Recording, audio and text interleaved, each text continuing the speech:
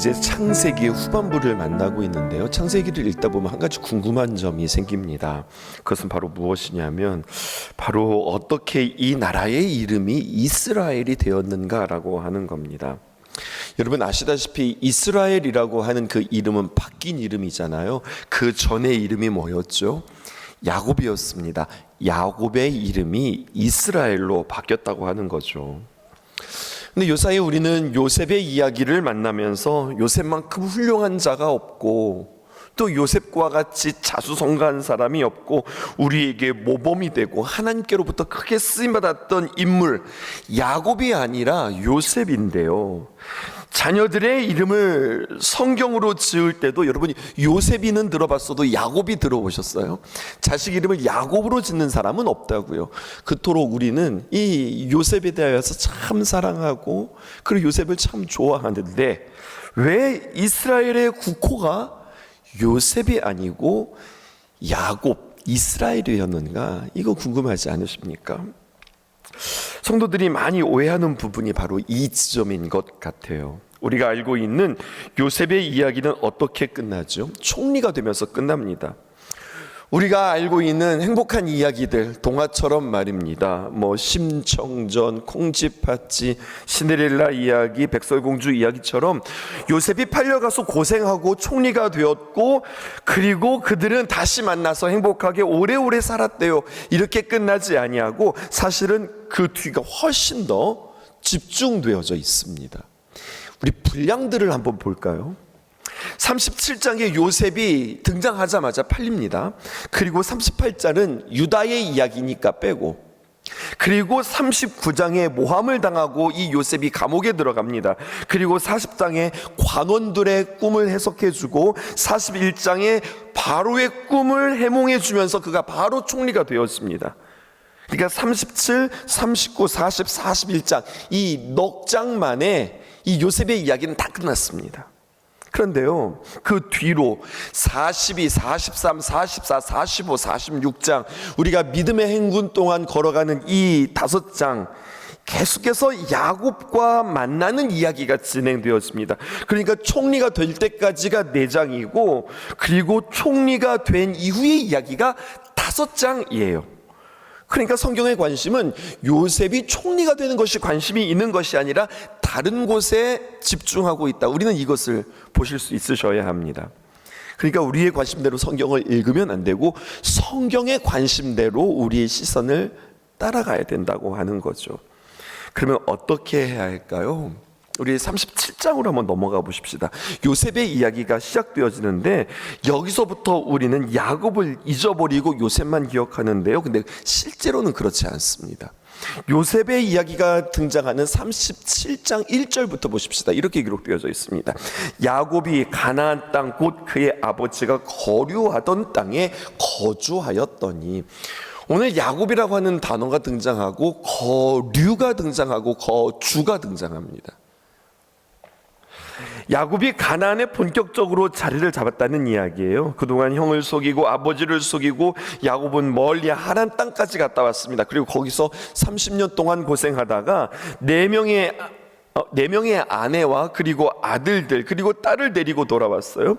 그리고 돌아와서 세겜 땅에서 자기의 딸 디나가 강간을 당하고 아들들이 학살하는 그러한 어려운 일들을 거치다가 다시 베델에 올라가서 하나님과의 관계가 회복되어진 다음에 야곱이 드디어 자리를 잡은 겁니다. 드디어 야곱다운 삶을 하나님께서 그에게 허락하신 이야기가 37장 1절이에요.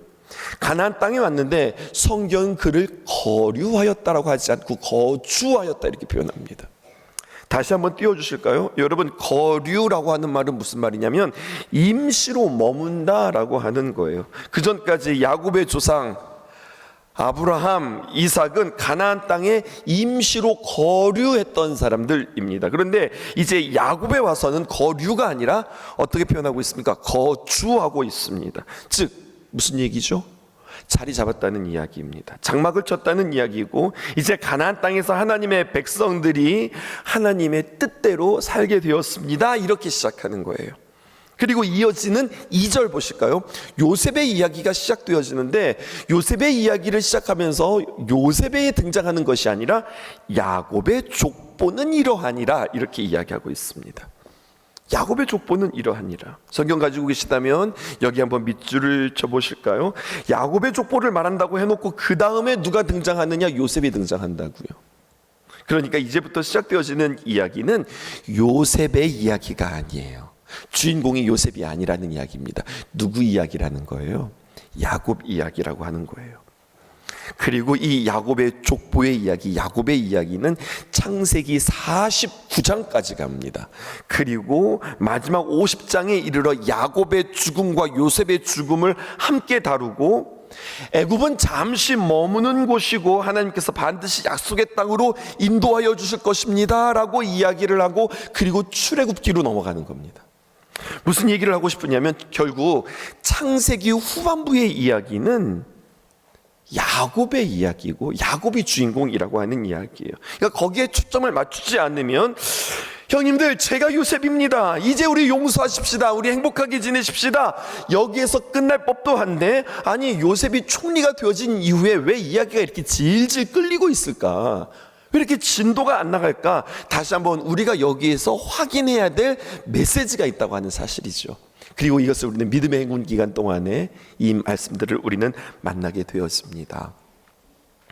분명 형들이 곡식을 사러 왔는데 요셉이 이를 알고 자신의 정체를 밝히고 그리고 해피엔딩으로 끝나지 않고 갑자기 동생 데리고 와라, 베냐민 데리고 와라, 그리고 시몬을 잡아둡니다. 그러니까 얼마나 황당할까요?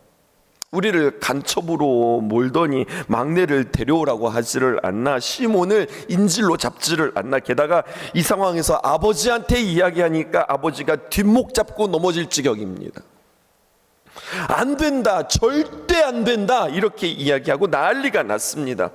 야곱이 목숨처럼 아꼈던 아내 라헬, 그 라헬이 낳은 두 아들, 그 중에서 요셉은 행방을 알 수 없고 그리고 나머지 아들 막내 베냐민은 야곱이 너무너무 사랑했던 아들이에요. 너무너무 사랑해서 야곱에게 있어서 그 베냐민은 자신의 목숨과도 같았던 존재예요. 어쩌면 요셉을 잃고 나서 요셉을 아꼈던 것과는 비교할 수 없을 정도로 그는 이 베냐민에게 집착했을런지도 모르겠습니다. 요셉이 잡혀갈 때 나이가 17살, 그때 베냐민은 1살 혹은 2살 정도 되었을까요? 이 아이가 자라면서 이 야곱에게는 얼마나 또다시 한번 큰 소망이 되었고 그리고 기쁨이 되었을까요? 게다가 이 베냐민은 엄마 없이 키운 그 아들입니다. 나머지 아내와 아들들은 안중에도 없는 겁니다. 요셉을 잃고 베냐민에 대한 집착은 어떻다고요? 더 집착이 강해졌다고요. 그 마음이 오늘 창세기 43장을 읽고 있는데요, 42장까지도 이게 열리지 않는 거예요. 42장 36절 보실까요? 야곱이 그들에게 이르되 너희가 나에게 내 자식을 잃게 하도다. 요셉도 없어졌고 시몬조도 없어졌거늘 베냐민을 또 빼앗아 가고자 하니 이는 다 나를 해롭게 함이로다. 여러분, 너희가 나에게 내 자식을 잃게 하도다. 여러분, 제가 노란색 칠했는데요, 이거 어떻게 들리세요? 야곱이 지금 말을 뱉어버렸습니다. 자식들이 들으면 이거 되게 서운한 이야기입니다. 너희는 내 자식 아니라는 거예요. 너희는 따로 있고 내 자식 따로 있는 겁니다. 지금 야곱이 아들들에게 지금 이렇게 이야기하고 있는 거예요. 야곱에게 누구만 내 자식이에요? 요셉과 베냐민만 내 자식인 거예요. 또 한 가지, 너희가 나에게 내 자식을 잃게 하는도다. 이 아버지의 마음속에는요, 이 아들들에 대한 불신이 좀 있는 것 같습니다. 요셉이 없어진 것이 다른 아들들과 어떤 연관이 있지 않는가? 물증은 없는데 그냥 그 마음속에 심증은 있는 것 같은 그러한 의심의 마음이 이 야곱에게 그 말에 비춰지고 있습니다. 이 부분 우리가 굉장히 중요하게 짚고 넘어가야 되는데요, 이러한 아들에 대한 야곱의 태도에서 훗날 이 12 아들들이 과연 12지파가 되고 이스라엘을 이룰 수 있는 가능성이 여러분들 보이십니까? 창세기 이야기가 총리가 되었다, 요셉이 총리가 되었다라고 하는 이야기로 끝나지 않고 계속해서 우리에게 이야기를 들려주고 있는 이유가 바로 여기에 있다고 하는 거죠. 먼저 이 아들들이 바뀌어져야 합니다. 그리고 그 아들들이 바뀌고 변화되어야 된다. 그 변화의 중심에는 누가 있느냐? 아버지 야곱이 있는 겁니다. 아버지 야곱이 이 아들들을 신뢰하지 않는 한 바뀌지 않는 겁니다. 또 하나, 또 표현을 보실까요? 다시 한번 본문 36절 띄워주시죠. 나에게서 베냐민도 빼앗으려고 하느냐? 이는 다 나를 해롭게 함이로다. 맨 마지막 줄 확인되실까요? 지금 내가 해를 입는다는 거예요. 야곱이 살아온 태도, 평생을 이기적으로 살아왔던 야곱의 그 태도, 그 안에 있는 야곱의 본질을 우리는 또다시 보게 되었습니다. 평생 그는 어떻게 살았어요? 그건 안 된다. 나에게 해로운 건 싫다. 나에게 해로운 건 안 된다. 여러분, 계속 야곱은 이렇게 살았습니다.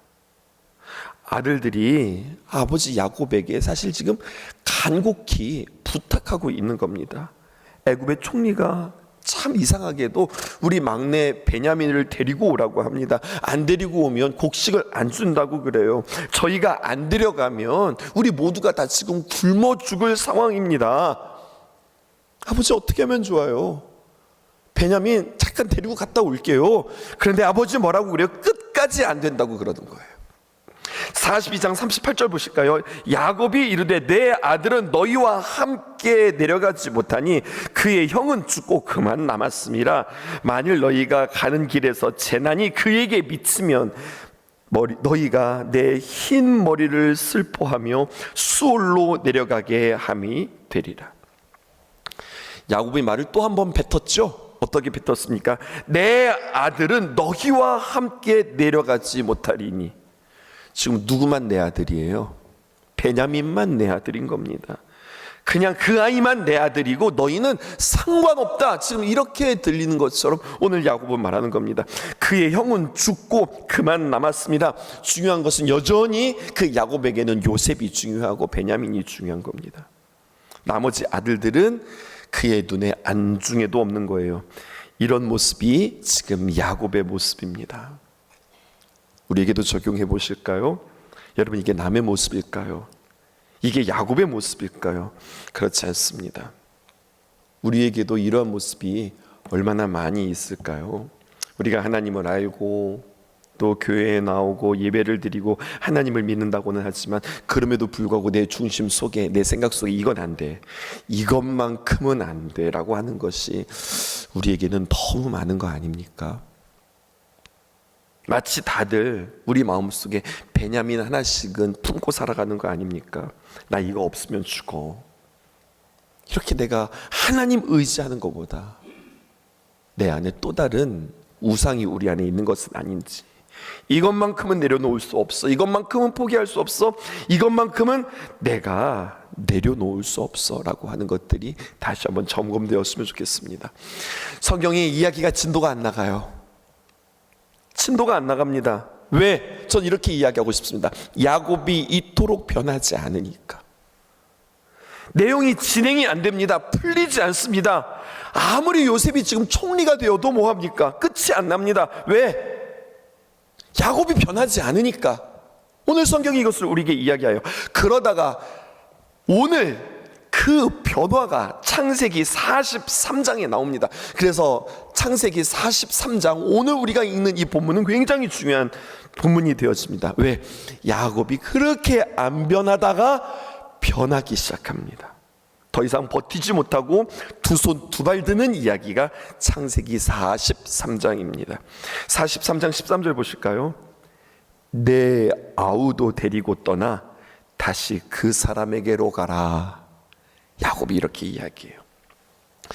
13절에 내 아우도라고 하는 표현 확인되실까요? 여러분, 변했어요. 그동안에는 누구였어요? 내 아들이었어요. 근데 야곱의 표현이 바뀌었습니다. 내 아들이 아니라 your brother, 너의 동생, 내 아우, 이렇게 표현하게 됩니다. 이렇게 내 아들과 너희들 각각이었는데 이제는 내 아우라고 이야기하면, 그러니까 이제 이 아이 니들이 잘 데리고 가야 된다. 혹시 요셉과 같은 일들이 벌어져서는 안 된다. 잘 데리고 다녀와라. 그렇게 그 마음을 담아서 네 아우다 이렇게 이야기하는 거죠. 그리고 14절입니다. 중요한 표현입니다. 우리 함께 읽어보실게요. 시작. 전능하신 하나님께서 그 사람 앞에서 너희에게 은혜를 베푸사 그 사람으로 너희 다른 형제와 베냐민을 돌려보내게 하시기를 원하노라. 내가 자식을 잃게 되면 이르리로다. 야곱의 입에서 귀한 말 한마디가 나왔습니다. 내가 자식을 잃게 되면 이르리로다. 이 말도 중요하지만 더 중요한 말씀, 그것은 바로 전능하신 하나님께서 라고 하는 표현입니다. 야곱이 위기를 만나자 다시 한번 하나님을 붙잡습니다. 어떤 하나님입니까? 전능하신 하나님. 전능하신 하나님을 다시 한번 떠올렸어요. 야곱이 그 전까지는 아들 하고 살았어요. 그랬던 야곱이 변화됩니다. 전능하신 하나님을 붙잡자 이제 그의 말이 어떻게 변합니까? 내가 자식을 잃게 되면 이르리라. 이 말은 뭐예요? 하나님 손에 맡긴다 이 뜻 아니겠습니까? 전능하신 하나님 앞에서 자신의 삶을 갈아엎었습니다. 재편했습니다. 인생은 내가 사는 거 아니지, 내가 지킨다고 지켜지는 거 아니지, 내가 붙잡는다고 붙잡는 거 아니지, 하나님 앞에 맡깁니다. 그리고 오늘 16절입니다. 요셉은 베냐민이 그들과 함께 있음을 보고 그의 청지기에게 이르되, 16절 앞에 가로치고서 한편 이렇게 쓰고 싶습니다. 야곱의 변화가 있자 한편 요셉은 보았습니다. 무엇을 보았습니까? 형들이 이 베냐민을 데리고 요셉 앞에 선 것을 보았습니다. 그리고 이야기합니다. 이 사람들을 집으로 인도해 드리고 짐승을 잡고 준비하라. 이 사람들이 정오에 나와 함께 먹을 것이니라. 여러분, 요셉 총리가 정오면은요 한참 바쁠 시간이에요. 만찬은 언제 하는 거예요? 일 다 끝나고 저녁에 해야 되는 거 아니에요? 근데 일 다 팽겨치고 점심부터 잔치하겠다는 이야기입니다.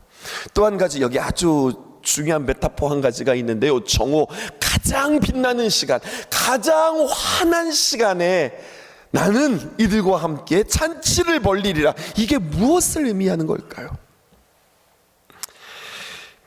풀어보십시다.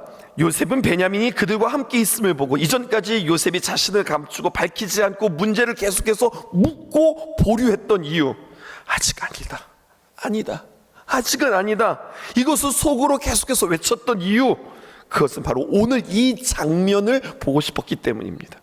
드디어 형들과 베냐민이 함께 있는 것을 보고 그냥 있는 것이 아니라 이 형들이 이 베냐민을 잘 보호하고 있는 모습을 보고, 첫 번째, 드디어 아버지가 베냐민을 내려놨구나. 또 그만큼 형들도 이제 동생을 귀하게 여기는구나. 이들이 서로 하나가 되었구나. 옛적에 그 형들, 어떤 형들이었어요? 그 베냐민을 지금 자기 자신과 그대로 동치시키는 겁니다. 일치시키는 겁니다. 나를 그렇게 죽이고 그리고 나를 미워했던 형인데, 베냐민도 그럴 수 있는데 이 베냐민을 이 형은 보호하고 그리고 아끼고 이들이 하나가 되었구나. 그것을 그는 그의 눈으로 확인하는 겁니다. 그래서 어떻게 합니까? 17절, 청지기가 요셉의 명대로 하여 그 사람을 누구의 집으로? 요셉의 집으로 인도하니, 이렇게 표현되어 있어요. 자기의 청지기에게, 다시 말해서 종들에게 이 사람들을 내 집으로 인도해드리고 짐승을 잡고 준비해라. 이 사람들과 함께 언제? 정오에 환하게 빛나는 그날 나는 이들과 함께 먹으리라. 말도 안 되는 호의, 은혜가 베풀어졌습니다. 이 16절과 17절이 얼마나 중요한지 모릅니다. 여러분, 이 잔치가 훗날 어떤 잔치일 것 같습니까? 이것은 앞으로 우리가 맞이하게 되어질 환한 잔치, 천국 잔치의 모형입니다. 이 모습은 천국에서 일어날, 하나님 나라에서 일어날, 우리를 맞이해 주시는 하나님의 천국 잔치를 보여주고 있습니다. 성도 여러분, 초점을 달리하십시오. 드디어 우리가 천국에 들어가서 그 환한 천국에서 우리가 주님과 함께 먹고 마시며 즐거운 잔치를 맞이하겠구나. 여기에 초점이 있지 않습니다. 더 중요한 게 있습니다. 이 잔치가 언제 벌어졌냐는 거예요. 이 잔치가 언제 그들에게 허락되었냐라는 거예요. 언제요? 베냐민과 그들이 함께 있음을 보고 확인하고, 우리가 놓지 못하는 것들, 이 사람만큼은 안 돼, 내 자녀만큼은 안 돼, 뭐 이 일들만큼은 안 돼, 그렇게 했던 그 모든 것들이, 그 사람들이, 그 일들이, 나의 가치들이, 나의 중심들이 비로소 놓여졌을 때, 이것을 다른 말로 표현하면 이르면 이르리라. 나는 하나님께 맡깁니다. 하나님께 부탁드립니다. 하나님의 어떤 손에? 전능하신 손에, 나의 입술에 전능하신 하나님이라고 하는 이 고백이 터져 나올 때, 바로 그때 우리에게 천국의 잔치가 시작되어지는 겁니다. 오늘 말씀의 제목, 두려움이 환대로 변하며. 하늘에서는 천국 잔치가 일어나고 우리의 마음 가운데는 잃었던 평안들을 다시 한번 찾으며, 우리 신성의 교회는 주님 앞에서 더 아름다운 귀한 공동체, 믿음의 공동체, 하나님의 나라를 이루게 되어질 것입니다. 이 공사, 우리의 심령의 공사, 우리의 마음의 공사를 우리는 오늘부터 시작하십시다. 기도하겠습니다. 나는 내 마음의 복음이 응했던 곳에서 다시 아버지를 만나고, 주님 내 마음의 연약한 눈물의 끝에서 또 나를 안겨주시네. 작다 생각했던 그의 부르심 다시 나를 회복해 하시네. 다시 일어나 주를 예배하니 내 모든 기쁨이 되리. 그의 기쁨 되어 삶의 모든 순간을 주께 다 내어드리리.